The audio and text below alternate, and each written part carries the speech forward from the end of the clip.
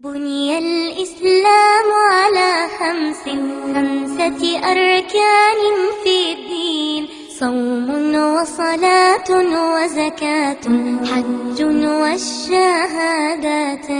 شهادة أن لا إله إلا الله وأن محمد رسول الله،